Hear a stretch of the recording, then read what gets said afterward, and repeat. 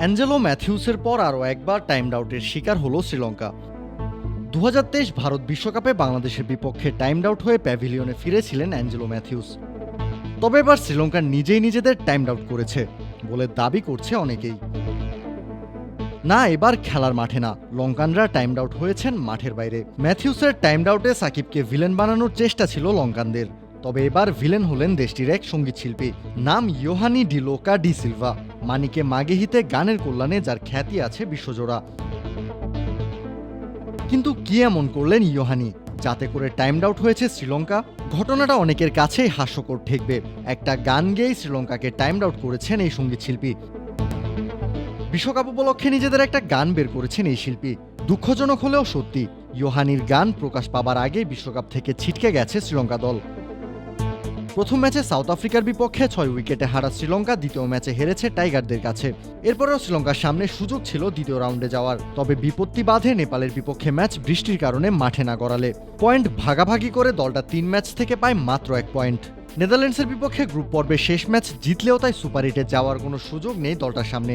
যে কোনো ব্র্যান্ডের সচল অথবা অচল টিভি এক্সচেঞ্জ করে নতুন ওয়ালটন টিভিতে পাবেন সর্বোচ্চ 20,000 টাকা পর্যন্ত ডিসকাউন্ট।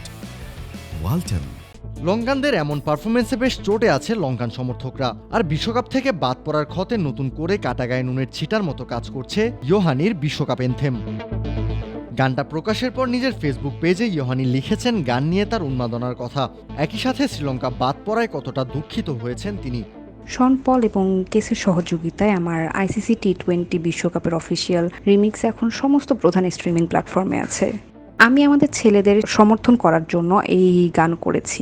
ভিডিও রেকর্ডিং করার সময় খুবই উত্তেজিত ছিলাম, কিন্তু আমার হৃদয় ভেঙে পড়েছে এটা জেনে যে আমরা টুর্নামেন্টে নেই। শন পলের সাথে কাজ করার একটি পরাবাস্তব অভিজ্ঞতা। আমার শৈশবের সঙ্গীতের বড় প্রভাবক ছিলেন তিনি। আমি আশা করছি পরের বার আমাদের ভাগ্য ভালো হবে। ধন্যবাদ, এবং যারা এই ট্র্যাকের সম্ভব করেছেন তাদের প্রত্যেকের কাছে কৃতজ্ঞ। ইয়োহানির এই স্ট্যাটাসের নিচে বেশিরভাগ কমেন্টই টাইমড আউট নিয়ে হওয়ার কারণ নিশ্চয় এবার বোধগম্য হওয়ার কথা। দল বাদ পড়ার পর বিশ্বকাপ নিয়ে গান বের করে তাই বিব্রতকর অবস্থায় পড়তে হচ্ছে এই সঙ্গীত শিল্পীকে। কাউসার শান্ত, ক্রিক ফ্রেঞ্জি।